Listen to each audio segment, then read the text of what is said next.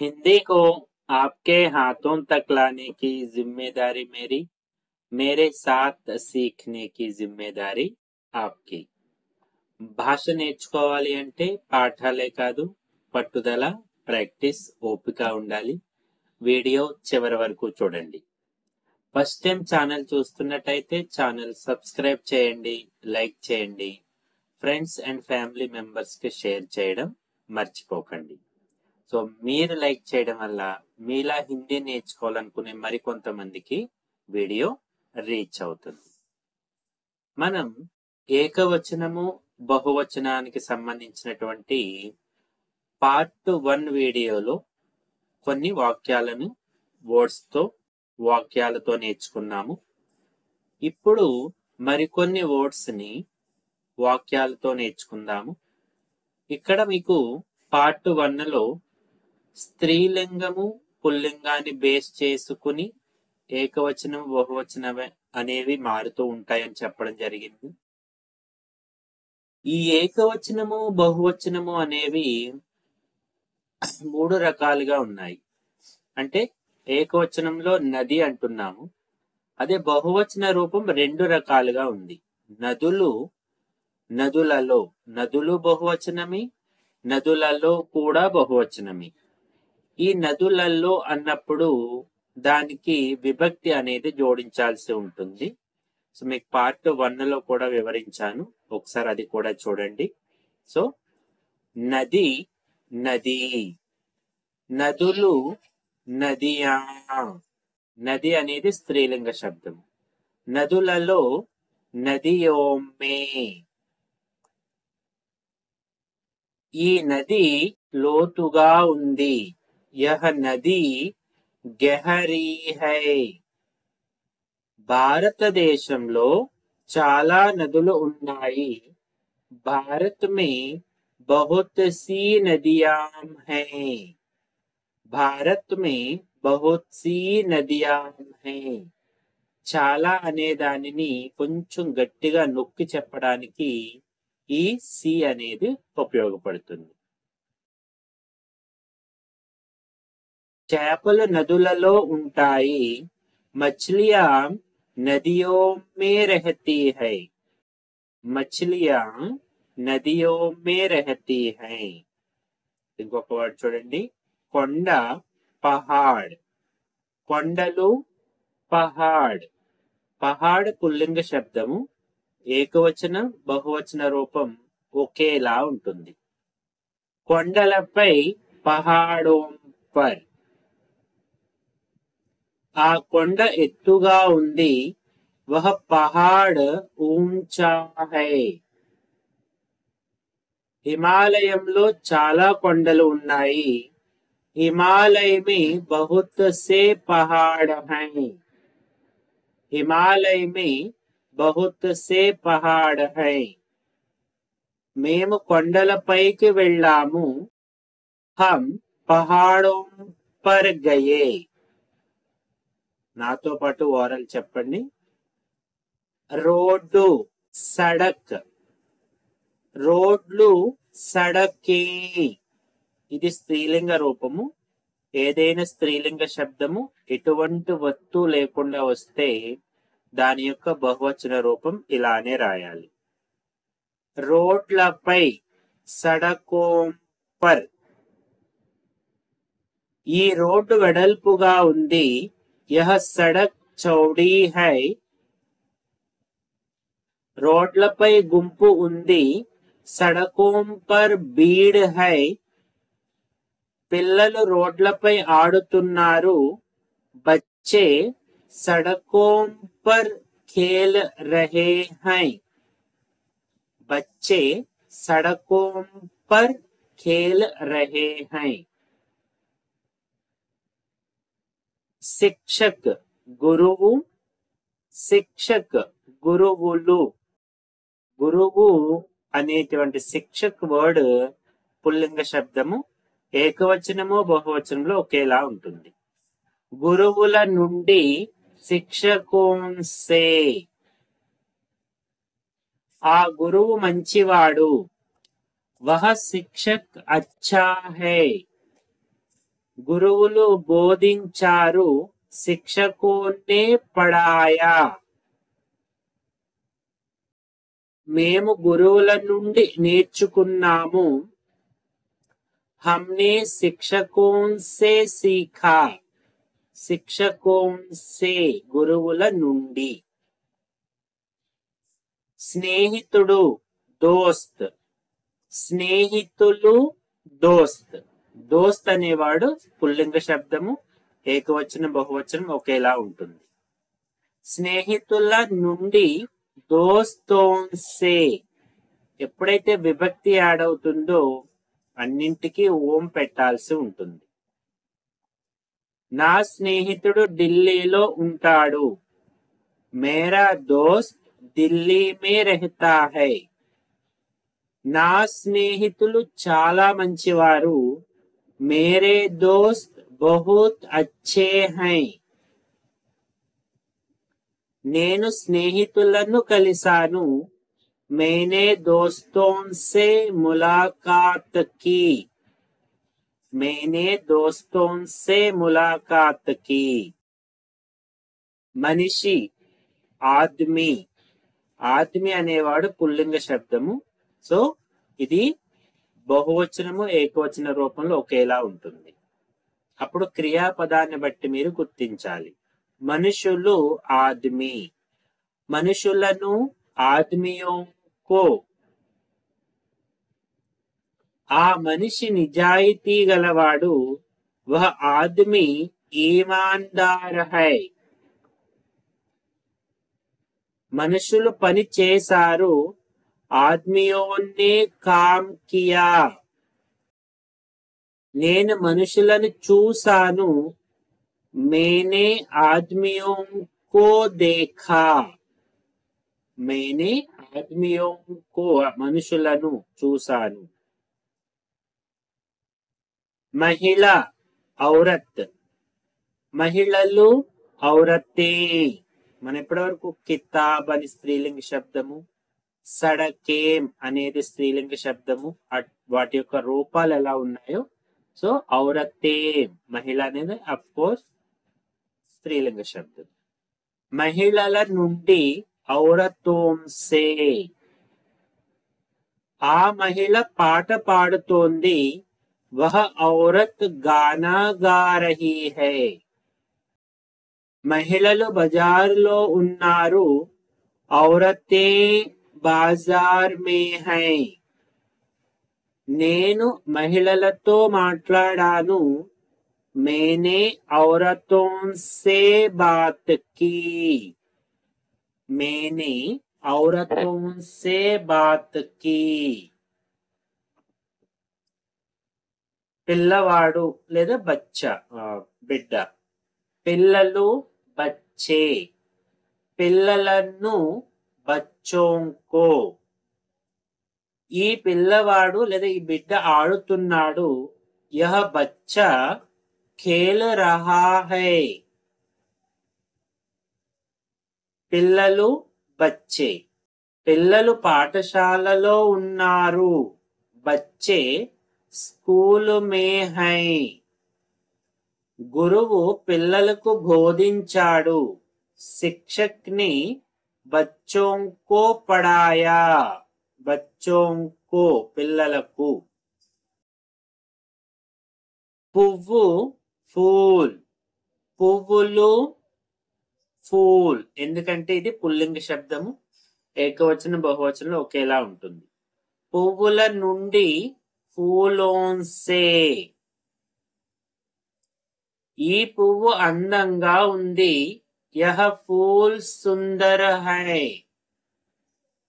తోటలో పువ్వులు ఉన్నాయి, బగీచే మే ఫూల్ హై. నేను పువ్వులతో హారం చేశాను, मैंने फूलों से माला बनाई.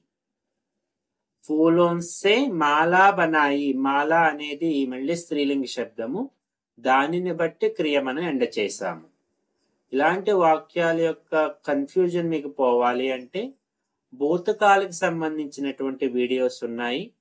నేకి సంబంధించినటువంటి నియమాలకు సంబంధించినటువంటి వీడియో ఉంది, ఒకసారి అది కూడా వాచ్ చేయండి. పక్షి పక్షి, పక్షులు పక్షి. పక్షి అనేది పుల్లింగ శబ్దము. ఇది రెండు రూపాలలోనూ ఒకేలా ఉంటుంది. క్రియాపదాన్ని బట్టి మనకు అర్థమవుతుంది. పక్షులను పక్షియోంకో, ఈ పక్షి ఎగురుతోంది. యహ పక్షి ఉడ్ రహా హై, ఒకటే ఎగురుతుంది. పక్షులు ఆకాశంలో ఉన్నాయి. పక్షి ఆస్మాను మే హై. పిల్లలు పక్షులను చూస్తున్నారు. బచ్చే పక్షియోంకో దేఖ్ రహే హై. బచ్చే పక్షియోంకో దేఖ్ రహే హై. చెట్టు పేడ్, ఇది పుల్లింగ శబ్దము. ఏకవచనం బహువచనంలో ఒకేలా ఉంటుంది. చెట్లు పేడ్, చెట్ల కింద పేడోంకే నీచే. ఈ చెట్టు పెద్దది. యహ పేడ్ బడా హై. తోటలో చెట్లు ఉన్నాయి. బగీచే మే పేడ్ హై. మేము చెట్ల కింద కూర్చున్నాము. హం పేడోంకే నీచే బైఠే. పట్టణం సిటీ, షహర్, ఇది కూడా పుల్లింగ శబ్దము. పట్టణాలు షహర్, పట్టణాలలో షహరోమే. ఈ పట్టణం చాలా పాతది. యహ షహర్ బహుత్ పురానా హై. భారతదేశంలో చాలా పట్టణాలు ఉన్నాయి. భారత్ మే కయి షహర్ హై. నేను పట్టణాలలోకి వెళ్ళాను. మై షహరో మే గయా. మై షహరో మే గయా. దారి రాస్తా, దారులు రాస్తే, ఇది పుల్లింగ శబ్దము. ఏదైనా పుల్లింగ శబ్దము ఆతో ఎండ్ అయితే దానిని ఏ చెయ్యాలి. దారులపై రాస్తోం పర్, ఈ దారి పొడవుగా ఉంది.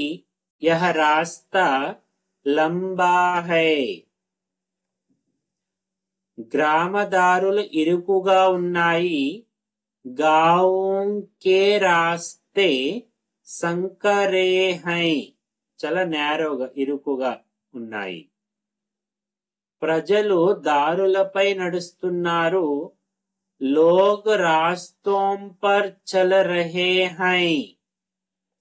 లోగ్ రాస్తోం పర్ చల్ రహే హై. గోడ దీవార్, ఇది స్త్రీలింగ శబ్దము. కితాబ్, సడక్, పుస్తక్, వాటి యొక్క రూపాలు ఎలా ఉందో ఇది కూడా అలానే ఉంటుంది. గోడలు దీవారే, గోడలపై. దీవారోం పర్, యహ దీవార్ సఫేద్ హై. ఈ గోడ తెల్లగా ఉంది.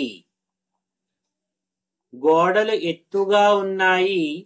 దీవారే ఊంచీ హై. పిల్లలు గోడలపై చిత్రాలు గీశారు. బచ్చోనే దీవారోం పర్ చిత్ర బనాయే. దీవారోం పర్, గోడల మీద. చక్రం పహియా, ఇది పుల్లింగ శబ్దము. చక్రాలు పహియే. చక్రాలను పహియోంకో. ఈ చక్రం విరిగిపోయింది. యహ పహియా టూటా హై. పహియా అనేది పుల్లింగ శబ్దం కాబట్టి టూటా హై. వాహనంలోని చక్రాలు పెద్దగా ఉన్నాయి. గాడి కే పహియే బడే హై. गाड़ी के पहिए बड़े हैं। మెకానిక్ చక్రాలను మార్చాడు, మెకానిక్ ని पहियों को बदला, మెకానిక్ ని पहियों को बदला। కిటికీ, ఖిడ్కీ ఇది స్త్రీలింగ శబ్దం। కిటికీలు, ఖిడ్కియాం, కిటికీల నుండి, ఖిడ్కియోన్ సే, ఈ కిటికీ తెరిచి ఉంది, యహ కిటికీ ఖులీ హై, కిటికీలు మూసి ఉన్నాయి, ఖిడ్కియాం బంద్ హై। గాలి కిటికీల నుండి వస్తుంది, హవా ఖిడ్కియోన్ సే ఆ రహీ హై, ఖిడ్కియోన్ సే। బూటు, జూతా, బూట్లు, జూతే, బూట్లను, జూతోం కో, ఈ బూటు కొత్తది, యహ జూతా నయా హై, నా బూట్లు నల్లగా ఉన్నాయి, మేరే జూతే కాలే హై, మేరే జూతే కాలే హై। అతను బూట్లను శుభ్రం చేశాడు, ఉస్నే జూతోం కో సాఫ్ కియా, ఉస్నే జూతోం కో సాఫ్ కియా।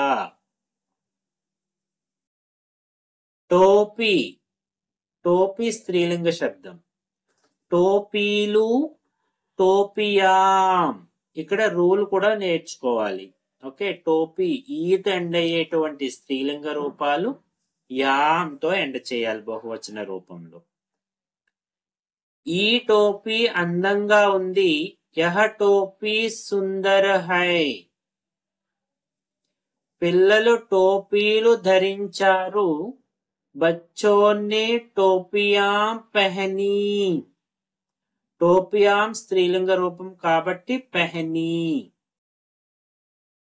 నేను టోపీలలో పేరు రాశాను, మేనే టోపియో మే నామ లిఖా,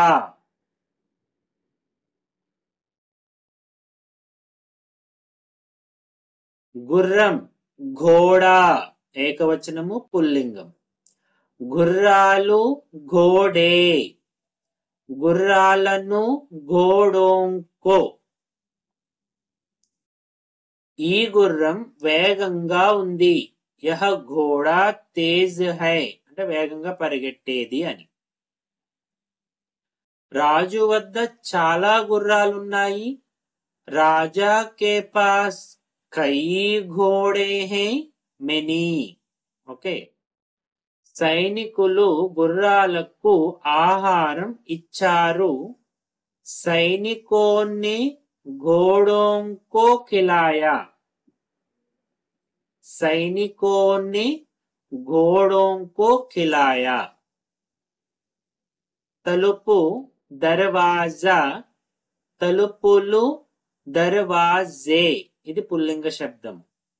తలుపులను, దర్వాజోం కో, ఈ తలుపు తెరిచి ఉంది, యహ దర్వాజా ఖులా హై, అన్ని తలుపులు మూసి ఉన్నాయి, సారే దర్వాజే బంద్ హై, అతను తలుపులకు రంగు వేశాడు, ఉస్నే దర్వాజోం కో రంగా। ఓకే, ఇలా మనం మరికొన్ని ఏకవచన బహువచన రూపాలు నేర్చుకున్నాము। अब तक हम साथ रहे, जाते जाते वीडियो लाइक कीजिएगा। Thank you.